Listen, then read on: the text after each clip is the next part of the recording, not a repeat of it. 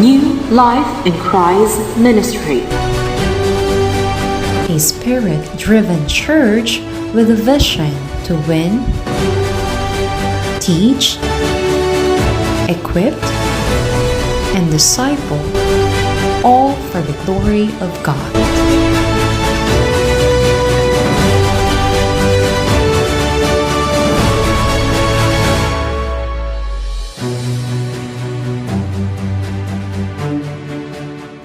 Magandang gabi po sa bawat isa. Tayo po'y manalangin na para po umpisa na po ang gawain ng Panginoon. Dakilang Diyos, salamat po Panginoon sa gabing ito. Kami po ay patuloy na nagpupuri, nagpapasalamat, sumasamba Panginoon sa iyong dakilang pangalan. Patawad po Panginoon sa aming mga nagawang kasalanan, Lord God, sa aming mga pagkukulang, Lord God, na hindi naging kaayon-ayon sa inyo Panginoon. Kami po ay patuloy na nagpapakumbaba, Lord God, lumalapit, Lord God, at excited Panginoon na ikaw ay maranasan ngayong gabi, Panginoon. Banal na Santong Espiritu, malaya po kayong kumilos. Kayo po, Panginoon, siyang gumabay at sumama sa amin, Panginoon, ngayong gabi. Muli, sa iyo po lahat ng papuri, lahat ng pasasalamat sa pangalan ng aming Panginoong Yesus. Amen.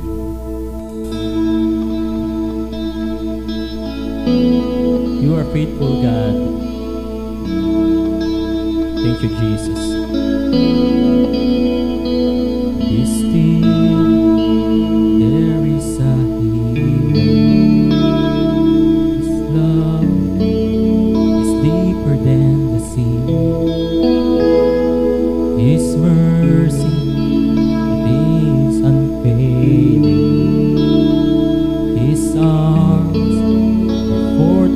For the weak, so let faith arise,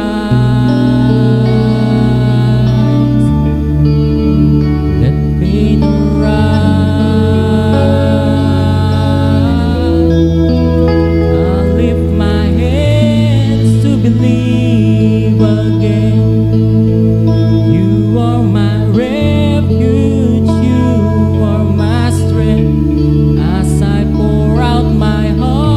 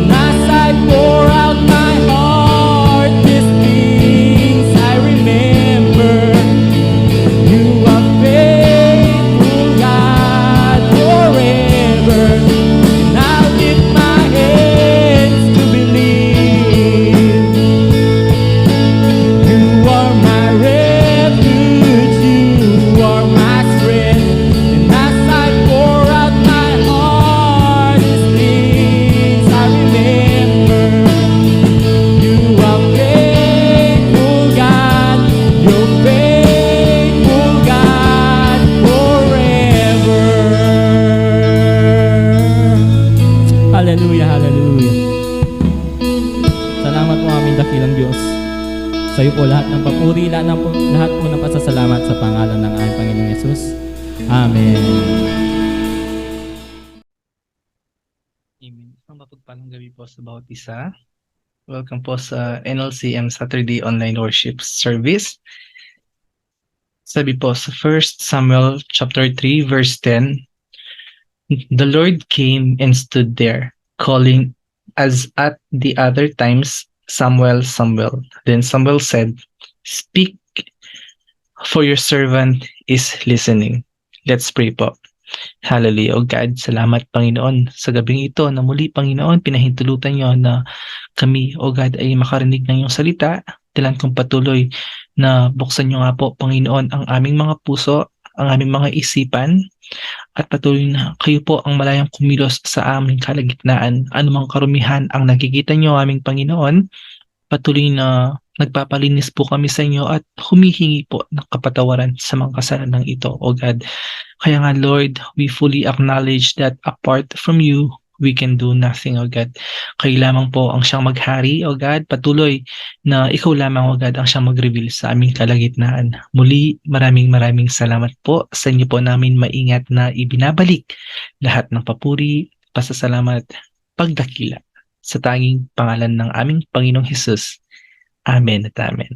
Thank you, Lord. So, obviously po, yung title po ng ating pag-aaralan, Listen, God Speaks. Amen. So, short background lang po. So, dito po, mababasa po natin ang kwento sa 1 Samuel chapter 3 na kung saan tinawag po ng Diyos si Samuel. Pero akala ni Samuel, si Eli po ang tumatawag for 3 times. And sa pang-apat na pagkakataon, doon na nga po nang sinabi ni Samuel na speak, for your servant is listening. Amen. Napaka-importante po para sa ating mga tagasunod ng ating Panginoon na marunong po tayong makinig at sumunod. May mga Kristiyano kasi na akala nila boses ng Diyos ang naririnig. Pero ang totoo, yun, ego lang pala nila yun. May iba naman po na naririnig nga, hindi naman sumusunod. Pero paano nga ba natin malalaman na boses talaga ng Diyos ang naririnig natin? Amen?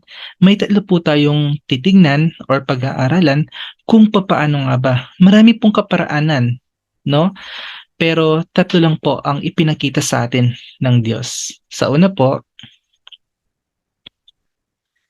God speaks through the Word. Amen. Basically, this is the Bible. Amen. If we want to know God and His voice, we need to read the Bible. Amen. Ang Biblia ay isang paghahayag ng katangian ng ating Diyos Ama. Sabi po sa 1 Samuel chapter 3 verse 21, the Lord continued to appear at Shiloh, and there He revealed Himself to Samuel through His word.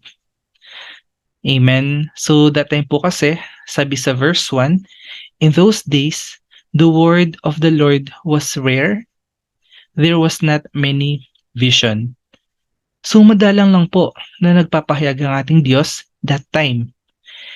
And mapalad po si Samuel na sa kanya nag-reveal ang ating Panginoon. In our time, mapalad po tayo kasi sobrang available po ang Bible. Nasa tao na lang yung pagpipili. Amen? So dito, ang bawat talinhaga ay dinisenyo upang ipakita ang isang bahagi ng mga katangian ng Diyos. When we put ourselves as if tayo yung nakakaranas ng mga milagro ng Diyos habang nagbabasa ng Bible, gagamitin ng Diyos ang banal na espiritu upang ihayag ang mga bagay sa atin. Amen? Kaya nga masasabi na lang natin, kaya pala nararanasan ko ito na parang kay Moses. Kaya pala nararanasan ko ang mga ito, katulad ng nangyari kay Jonah. At marami pa pong iba. Amen? Through His Word, nalalaman natin kung ano nga ba ang dapat natin gawin bilang mga lingkod ng ating Diyos. Amen? We are being taught, no? Equipped. We are being corrected, rebuked, and many more. Na isang Diyos na ipaunawa sa atin ang kanyang salita. Even sin and sinning ay nabubunyag para maging aware po tayo na hindi natin ito gawin. Sabi nga po sa 2 Timothy chapter 3 verse 16, all scripture is breathed out by God and profitable for teaching, for reproof, for correction, and for training in righteousness. Amen po. At sabi din po sa Jeremiah 33:3, call to me and I will answer you and will tell you great and hidden things that you have not known. Amen po ba? And that is the power of His Word.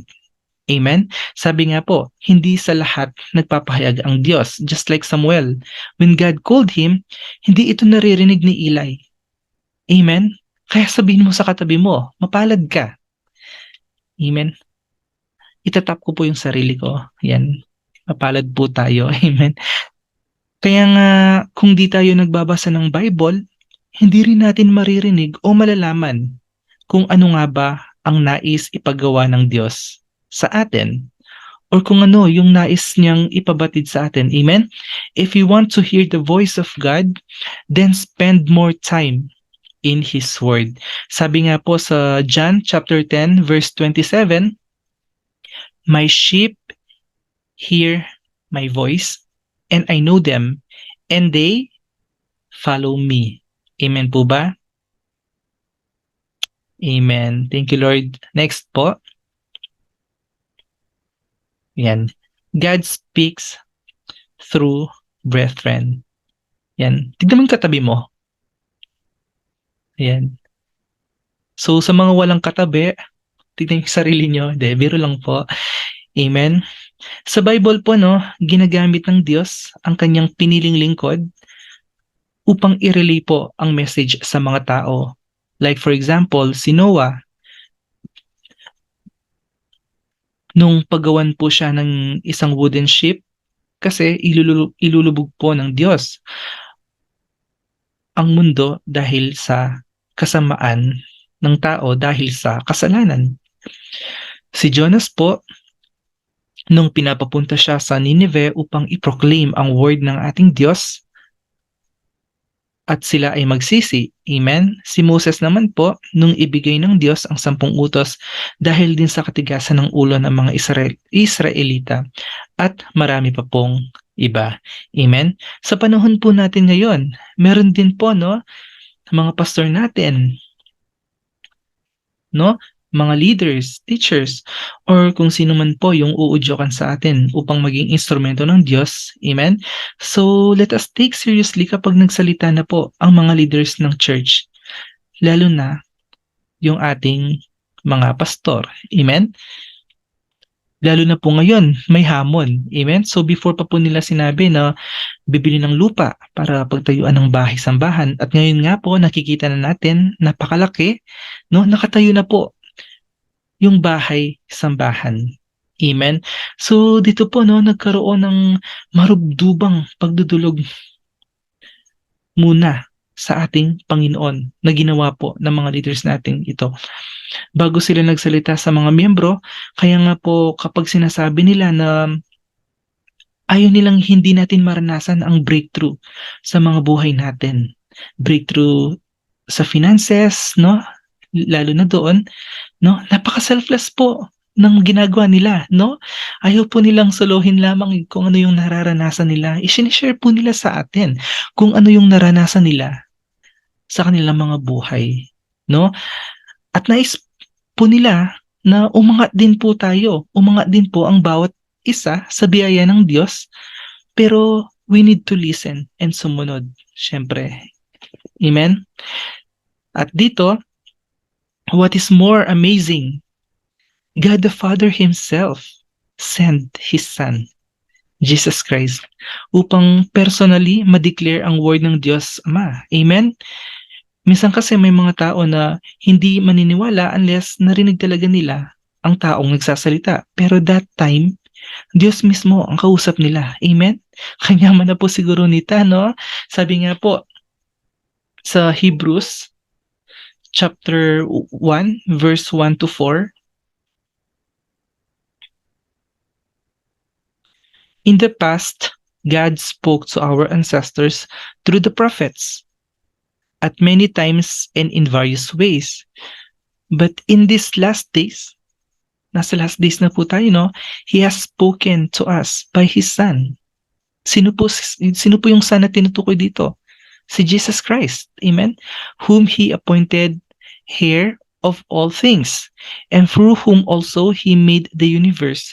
The Son is the radiance of God's glory and the exact representation of His being.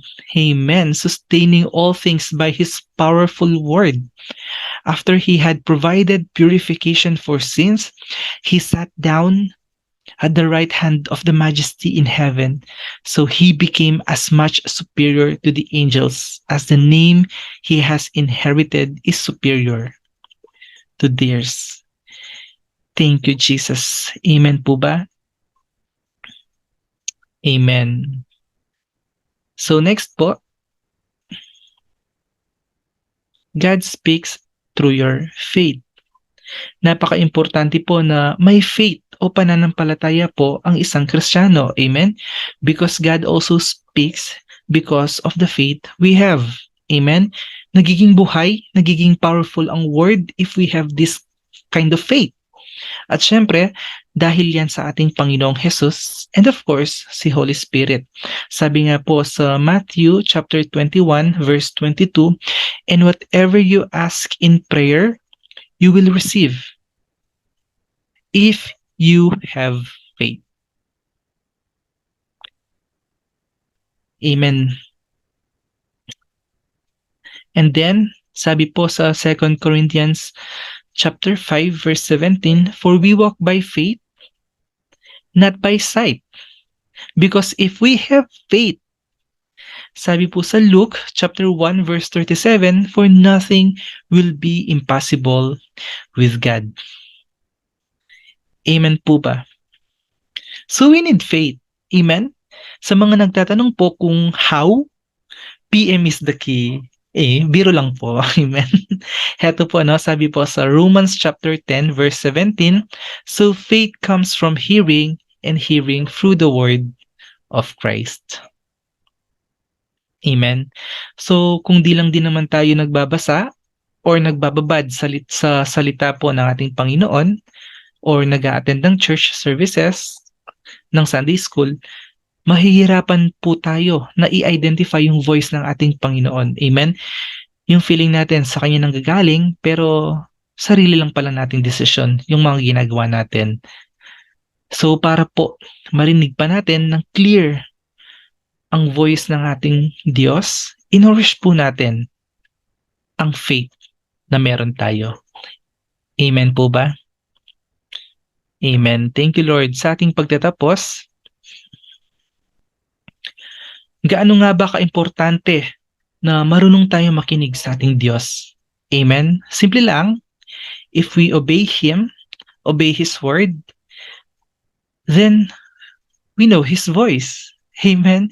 Sabi nga po sa James chapter 1 verse 22, do not merely listen to the word and so deceive yourselves. Do what it says. Hindi lang tayo tagapakinig, kundi ginagawa din po natin kung ano ang ating naririnig. Amen? So, ang kaakibat po ng pakikinig ay dapat may pagsunod. And as we go along our journey here on earth, habang tayo ay lumalaki, nag-grow sa ating buhay Kristiyano, sa ating pananampalataya, God will be on our side. No? Kasama po natin ang ating Panginoon sa journey na ito as we grow. Amen. Sabi po sa 1 Samuel chapter 3 verse 19, the Lord was with Samuel as he grew up. Ano po sabi? The Lord was with Samuel habang ito ay lumalaki, and he let none of Samuel's word fall to the ground. Amen. Palakpakan po natin ang ating Panginoon. Amen. May natutunan po ba tayo? Amen. Let's pray. Hallelujah, O God. Lord, maraming salamat sa gabing ito, sa aming narinig, Panginoon. It's all about listening to your voice, Panginoon, sa kabila po ng kaguluhan, O God, na ibinibigay at idinudulot ng mundong ito, Panginoon. We have this kind of faith, O Lord, na marinig, mapakinggan ang still small voice na nanggagaling sa inyo, Panginoon. At patuloy, maraming salamat sa pagre-reveal, O God, sa inyong salita, O Lord, na kami, O Lord, ay lubos na nakakaunawa sa iyong banal na salita. Salamat sa patuloy na pagsama mo sa amin, sa aming lakarin, O God. Hindi namin makakayanan ang mga lahat ng nangyayari sa aming mga buhay kung wala po kayo sa aming tabi, Panginoon. Kaya nga, maraming salamat, O Lord, at sa aming narinig ngayong gabing ito, patuloy na tumimo ito, O God, sa aming mga puso, patuloy na maisapamuhay namin ito, maalala every now and then, O God, ang iyong banal na salita, O God. Kaya nga, Lord Jesus Christ, maraming salamat, and Holy Spirit, maraming salamat po. Pagpalain niyo po ang bawat isa at patuloy na ibinabalik ko po sa inyo ang lahat ng papuri, pasasalamat, pagdakila, pagluwalhati sa tanging pangalan ng aming Panginoong Jesus. Ang lahat po ay magsabi ng Amen at Amen.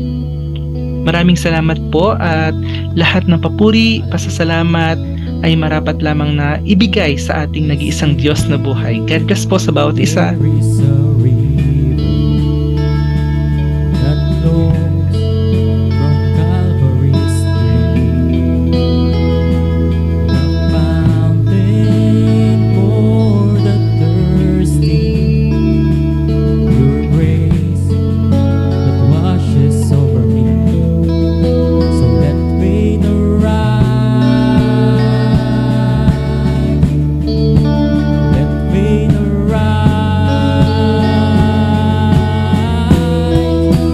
I'll lift my hands to believe again. You are my refuge, you are my strength. As I pour out my heart this day, I'll remember you are faithful, God, forever. And I'll lift my hands to believe again. You are my refuge, you are my strength. As I pour out my heart these days, I'll remember you are faithful, God, forever. So let faith arise, let faith arise. Don't bend my eyes, don't bend my eyes. Let faith arise, let faith arise. Don't bend my eyes, don't bend my eyes. I'll lift my hands to believe again. You are my refuge, you are my strength. And as I pour out my heart, these things I remain. Yes, O God, salamat Panginoon sa katagumpayan ng iyong gawain, Lord God. Salamat sa pagsama niyo sa amin, Lord God. At salamat, Lord God, dahil napakabuti mo, Panginoon, sa buhay ng bawat isa, Lord God. Ingatan niyo po ang bawat isa, Lord God, at patuloy na magparanas po kayo sa amin, Panginoon. Muli, Lord God, ibinabalik po namin sa iyo ang pinakamataas na papuri at pagsamba. In Jesus' name we pray. Amen and amen. God bless po. See you po on Sunday. You are faithful, God. You're faithful, God, forever. Hallelujah, hallelujah.